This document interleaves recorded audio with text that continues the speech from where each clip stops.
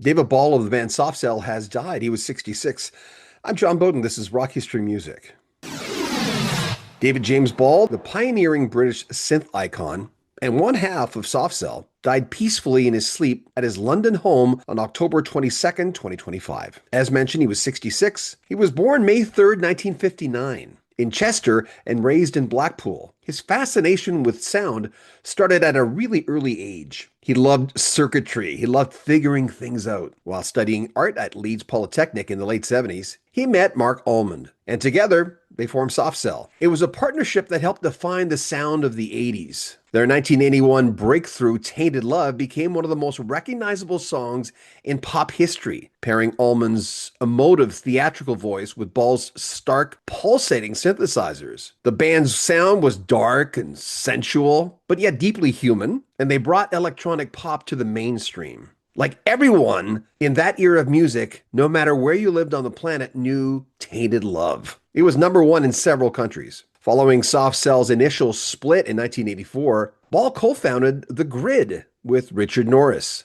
And that pushed electronic music into new territory, with club and chart hits alike like Swamp Thing. His production and programming work continued through the decades, including contributions to Kylie Minogue's Impossible Princess in 1997. Soft Cell reunited for Cruelty Without Beauty in 2002, and again for Happiness Not Included in 2022. Interestingly, they just finished a new album called Dance-Teria, only days before his passing. It was a return to the early 80s New York club scene that really first inspired them. Mark Almond, Ball's musical partner for over 50 years, released a statement. He wrote, "It's hard to write this, let alone process it, but it is with the greatest sadness that the other half of Soft Cell, the wonderful, brilliant musical genius David Ball, died peacefully in his sleep on Tuesday night. As many of you are aware, David had been ill for a long time, and his health had been in slow decline over recent years. Yet he always came back with that spirit and determination to continue his work in the studio. Although he has been unable to travel abroad, he has still been able to perform with me and Soft Cell on occasions in the UK. His last appearance was at the Rewind Festival a few weeks ago, where we headlined over 20,000 people, after which he was elated and given an enormous boost."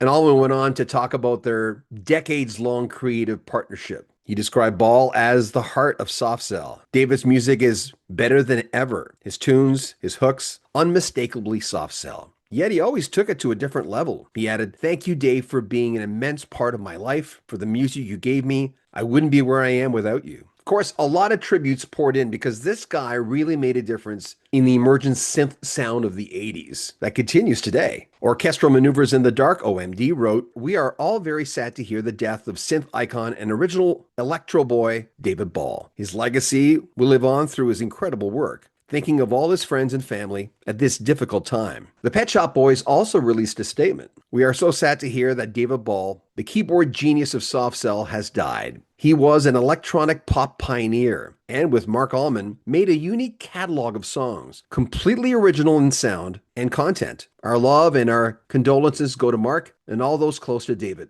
Making the synthesizer a living, breathing sound, something that you could really relate to, is not necessarily an easy thing. David Ball did that. Soft Cell only had one hit in North America, that was Tainted Love. But they had 11 UK hits. Their biggest album, of course, was their first, The Breakthrough, Nonstop Erotic Cabaret, released in 1981. The follow-up, The Art of Falling Apart, came in 83. That was another hit. They had one hit album, that first one, in the United States, but 4 in the UK. I remember when I got into radio in 83, playing Tainted Love over and over again. We'd play it on the radio and immediately get calls for us to play it again. We'd just played it, which is, you don't do that on North American FM radio, especially if your program director is listening. But I noticed the phenomenon. I remember my girlfriend at the time had the album, and a lot of my friends, interestingly, were all talking about it, even guys who wouldn't necessarily like that type of music. That says an awful lot. David Ball, 66 years old, may you rest in peace. Any memories about Soft Cell? I know a lot of them will come, in North America at least, about Tainted Love, but there was a lot of hits in the UK. Make sure you share your comments, like our videos, subscribe to our channel, click that bell notification, and share our videos on social media. It makes a big difference. Also, join our Facebook, Rock History Music, Rock History Book group. The links are all in the description. I'm John Bowden. This is Rock History Music. Take care of yourself.